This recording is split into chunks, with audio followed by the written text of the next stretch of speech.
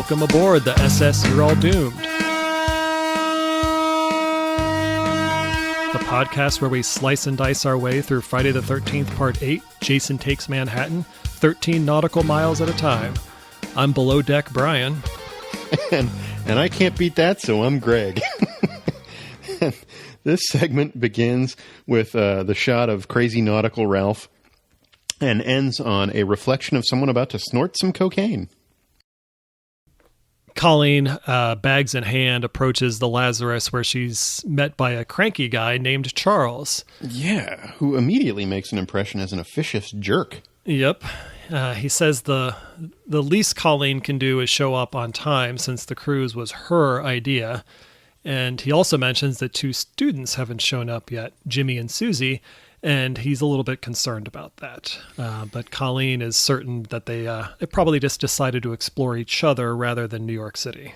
Yeah, a joke that kind of falls flat with Charles, that she could have maybe not gone for the double entendre there. Charles says they need to hurry up because they're running a whole 5 minutes late. Holy shit, 5 minutes late. But Colleen says there's still one more person coming along, and it's Rennie, who is standing less than 10 feet behind Colleen the whole time, so I don't know how Charles didn't see her standing there. But Rennie also has her dog Toby with her.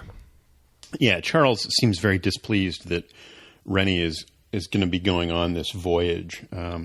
We learn that he's her legal guardian. In fact, she at one point calls him Uncle Charles, but I'm not positive that that's meant to denote a familial relationship. That might be just a term of quote-unquote affection, even though they don't seem to have a very good relationship. Yeah, I have some questions about just Charles and Colleen's relationship with Rennie, and I don't know if it ever becomes crystal clear throughout the movie, but yeah, she does refer to him as Uncle, so we just have to presume that there's some sort of at least long-term familiarity with the guy. Yeah, so clearly he's in charge of making decisions and caring for her from a legal standpoint, but any sort of emotional nurturing she gets is clearly coming from Colleen, her teacher, and not her Uncle Charles. She seems much more comfortable with Colleen than she does with him. We're then introduced to the man in command of this rundown tramp steamer that is the Lazarus, and he's apparently an admiral. His son, Sean, is one of the graduating seniors. Sean looks a lot like the rookie cop from Lethal Weapon 3. He's accompanied by his buddy Miles, who seems sort of like the Bill S. Preston of the group. He's just kind of standing there like, hey, man, what's up? Yeah, Jeff Spicoli. Yeah, perfect. As a graduation present, Sean is presented with his father's old sextant and a newfangled computer navigator. Yeah, sextant is a doubly reflecting navigation instrument that measures the angular distance between two visible objects.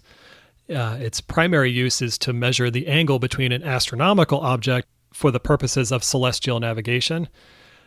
Big ships are actually still required to carry working sextants, and the navigating officers have regular routines to keep themselves familiar with making it work. The chief petty officer that's standing on the bridge asks Sean if he's decided on a plan of departure, like this whole thing hasn't been sprung on him 10 seconds ago. But Sean looks into like a binocular type piece of equipment, and for the life of me, I can't figure out what that is. Do you know what it is? I don't, but I've seen it on other, movies with boats, so I figure it's like a depth gauge or something. I don't know. Yeah, it's a boat thing. But he spends 3 seconds looking into it before saying, how about we start up the engines and come around 180 degrees? And his father, Admiral Robinson, is already pissed off, and he tells Sean that he forgot to send out the International Maritime Signal, which, according to him, means just blowing the horn on the ship. But that's not correct. The International Maritime Signal is actually various flags that are used to communicate with other ships. So maybe the Admiral has no idea what the fuck he's doing either. It was at this point, while I was watching this, my wife in the other room, as she often does when I watch movies, has never seen this before, but knew that I was watching Jason Takes Manhattan. And, I paused to make some notes, and she pipes up, for a movie where Jason goes to Manhattan, he seems awfully concerned with maritime law. So yeah, Sean has visibly disappointed his father, and then in some sort of dick measuring stare down, turns and huffs out the pilot house door. Meanwhile, on the starboard side of the Lazarus, Jason emerges from the lake and grabs onto one of the buoys hanging off the side of the ship. And it's a cool scene, but it's also very comical because he pops up out of nowhere and he's not just like discreetly hanging on. 3/4 of his body is out of the water and he's hanging on like he's Tarzan swinging on a rope, and he's just kind of looking around like, "Hey everyone, I'm here." Yeah, he that's what made me laugh, is that he stops and looks around almost as though he didn't know where he'd come out of the water. Like when Bugs Bunny pops out of a rabbit hole on his way to Albuquerque and has to like look around to get his bearings. That was another moment that there's just maybe a little bit too much humanity for Jason right there. Sean has, having left the pilot house, bumps into Crazy Nautical Ralph, who, does the obligatory, "This voyage is doomed." Why do you think we need characters like this? Because Crazy Ralph was one thing. He established himself for what he is, but then, I don't remember, was it part 5 where we got the old guy in the road with the eyeball and the Ziploc baggie? Part 3, but yes, we had that guy. Part 3. And then we've got this guy again, who's clearly just like Ralph, and he's the doomsayer. And I just don't understand why we need that. He doesn't really add much to the story. I mean, he spooks some of the passengers, but... You're right. Like, Crazy Ralph, the original Crazy Ralph, was intended, I think, as a way to foreshadow doom for the audience watching the movie. Fine. I liked Crazy Ralph. That's great. Why they feel the need to have these characters, introduced frequently throughout the series when we all now know what we're going to be getting when we go into these movies. So is he supposed to spook the characters? But why do they need to be spooked? They'll be spooked when shit starts going wrong anyway. Yeah, and plus there's far more effective ways of getting this message across. Like if he's really convinced that something bad is going to happen on the ship, why doesn't he go straight to the captain and be like, "Hey, I just got to tell you something. I saw someone get on the ship, or, he's not supposed to be here. I think bad things are going to happen. You might want to like send out a security crew to check things out." But instead he just ushers these, cryptic messages to anyone that bumps into him. And he's like, "You're all doomed." And like, of course no one's going to believe him. And I also, it makes me question the hiring practices of the Admiral. Did he check out any of these people that he's bringing on this ship with all these, these young kids? And I mean, like, this guy seems... We'll talk about this cruise as we go on. But yeah, the hiring practices are just one of the issues. Yeah, good point. So we get a shot of the departing ship, which we learn is registered out of Panama. And I count at least 16 people aboard, not counting the crew. We never see more than 16 people at any one time, so it's hard to say exactly how many students are supposed to be on board. And most of these randos we'll never see again at all. You have to imagine a graduating class is bigger than, a couple dozen kids, but who's to say? Crystal Lake might be kind of a remote area. You're right. So we see all these, large groups of kids, many of them we don't see again. But there's a shot where the kids are on deck throwing confetti and streamers to a crowd of like maybe 4 or 5 people that are standing on the dock below. Like they're acting like there's this massive crowd wishing them farewell. And there's like 4 people down there. And then one thing I noticed is as they were departing is that Colleen pulled a total dick move by boxing someone in with her car in the parking lot. And I'll post a screenshot online because it's hilarious. It's this massive parking lot and there's maybe 4 cars and Colleen's just parked perpendicular to another car right in front of it. Like, you're not going anywhere. And she's on the boat, so she's not going to be able to move her car anytime soon. That's awesome. We get some shots of life at sea, and I mean, frankly, this graduation voyage looks kind of fun. I mean, there was an 8th grade boat ride that's one of my worst memories, but this looks like kind of a blast. I mean, the kids are playing shuffleboard and skeet shooting. They're dancing in a room with a way too low ceiling, but they seem like they're having a good time. Now I want to talk to you off mic about why you hated the 8th grade boat ride so much. Okay, we'll pause. Just remind me to come back to it later. Yeah, Lakeview High School clearly spared every expense on this cruise because the ship is a total piece of shit. This whole montage is scored by Neo A4's Say This To Me. Neo A4 were a new wave rock band from Edmonton, Alberta. They released 4 albums between 1985 and 89 before disbanding in 1990. And again, it's definitely a product of its time, but it's not a bad song. And I have to wonder, is this song meant to be playing over the PA system of the ship? We learned that Darkest Side of the Night was actually diegetic. The kids were listening to it on the radio broadcast. So I wonder if this montage anthem is also supposed to be playing on the boat while they're, shuffleboarding and whatnot. Crazy Nautical Ralph is also doubling as a DJ. Rennie finds her friend Sean, who is surprised to learn that she's come on the trip. And yet he also brought her a present. So was he expecting her to come or not? It's a tacky, cheap-ass Statue of Liberty pendant, which she loves. It's like the greatest piece of jewelry she's ever been given.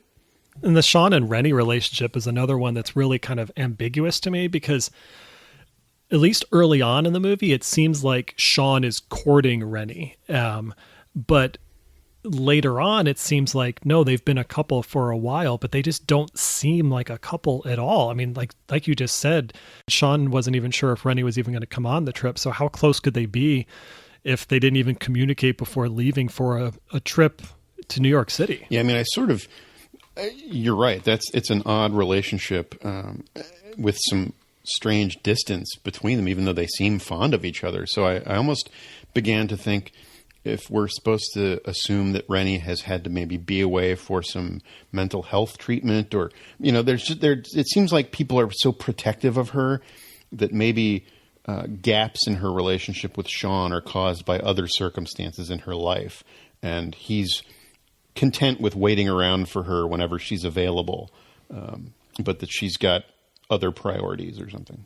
I could see that. Like, hey, you haven't been at school for a while, but, so therefore I didn't know if you were going to make it on this trip, but I'm glad that you're here kind of thing. Yeah, it definitely doesn't seem like they've broken up or anything. There's no animosity between them. It seems maybe more like interruptions in their relationship. Mm-hmm.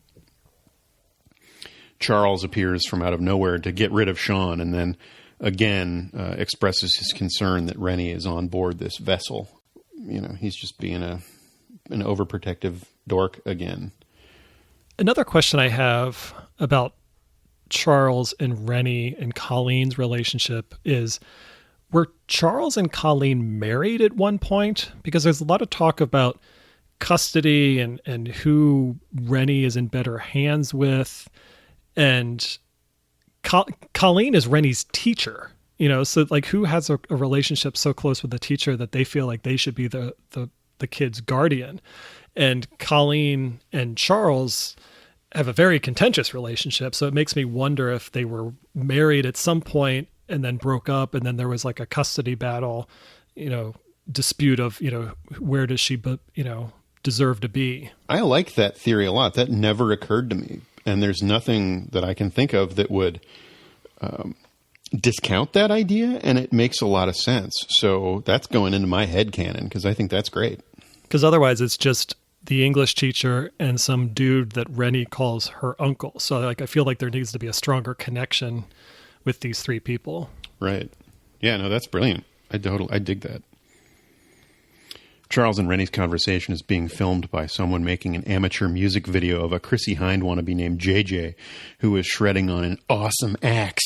It's a hot pink Gibson Flying V, an electric guitar model introduced in 1958, but it turns out that this is actually a counterfeit version. Some musicians that were famous for playing the actual Flying V include Jimi Hendrix, James Hetfield and Kirk Hammett from Metallica, Tom Petty, Nancy Wilson from Heart, and Eddie Van Halen in his early days. Nice. The camera person manning this video recorder is essentially Matt Damon dressed up as Velma from Scooby-Doo. This is Wayne, who is apparently obsessed with another student named Tamara. Yeah, but JJ says that he's just wasting his time because he's a dweeb and she's a user. So take that. JJ then heads off to find some good guitar playing space below decks, which is not a euphemism. But she's followed down the stairs by someone wearing a shredded pair of wet pants. It's Jason. Do you think he's still soaked from climbing out of the lake, or did he just piss his pants?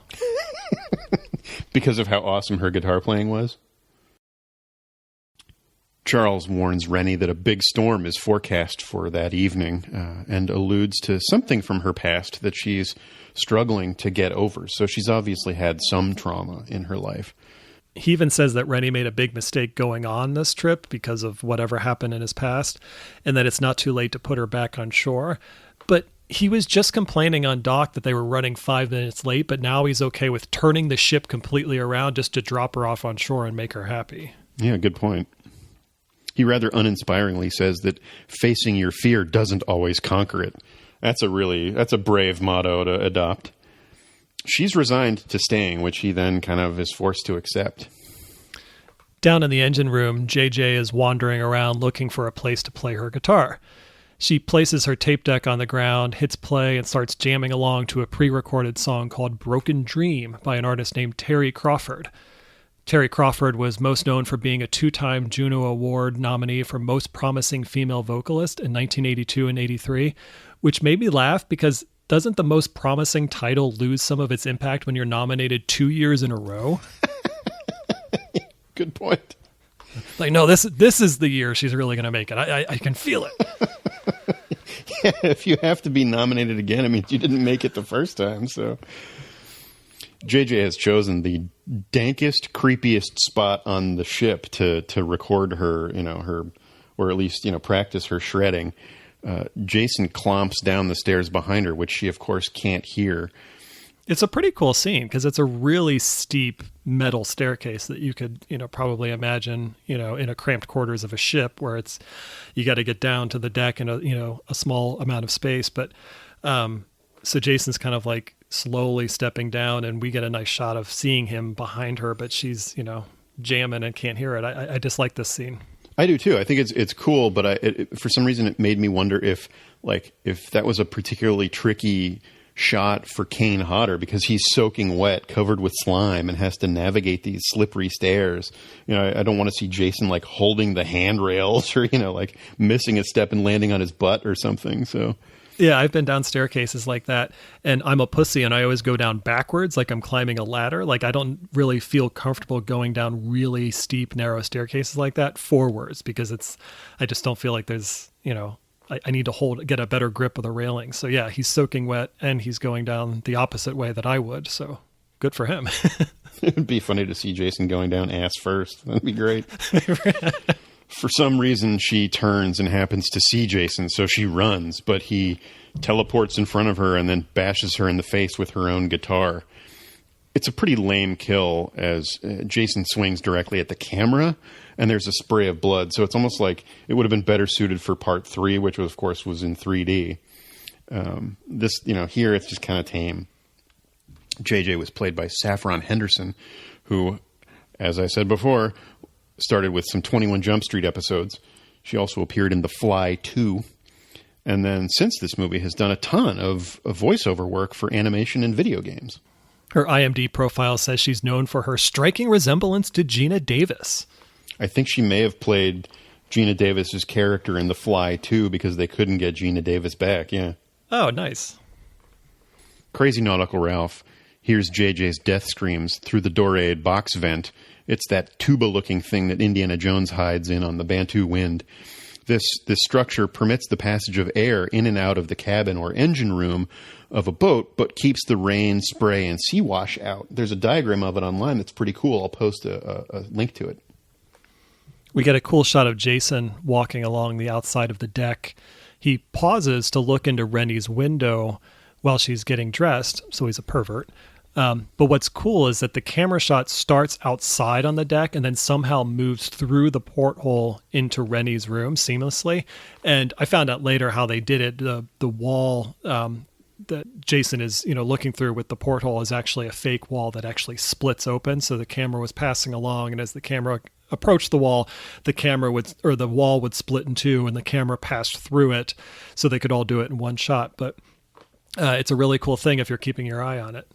Oh, that's pretty awesome. Mm-hmm. Yeah, that's some clever directing. I really like that.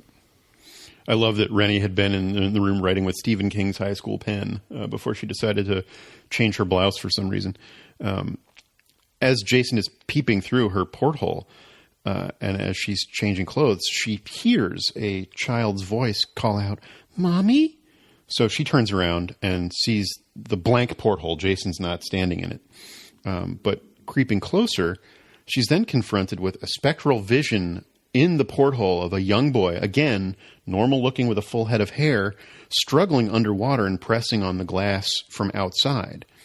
It disappears, but it has spooked Toby the dog, who bolts out of the room. So he, his canine senses detected something going on. Somewhere below deck, we see an improvised boxing ring where 6 guys are standing way too close to 2 other guys that are having a boxing match. I mean, they're literally like inches away from this fight, and they're bound to just get decked at any second. But 2 girls are admiring the fight through a skylight above the boxing ring. The 2 guys boxing are Julius and someone who is only credited as other boxer, so he can't be that important. And the 2 girls watching are the aforementioned Tamara and Eva. Julius is kicking ass, by the way. Absolutely. And because of this, Tamara says that Julius is the only senior she'd consider doing it with, which doesn't bode well for old Wayne and his video camera. Oh, yeah, good point. Wayne's getting shut out by the boxing champ. But she's not just horny for teenage boxers, because a hunky crew member walks by and grins as the 2 girls desperately try and flirt with him, even though they are maybe 18, but probably not. And then this segment ends with Tamara leaning over a small mirror, getting ready to snort some cocaine. We only lose one person this time. Rocker JJ gave her final performance. So to find out who the only senior I'd consider doing it with is, tune in next week. Until then, you're all doomed.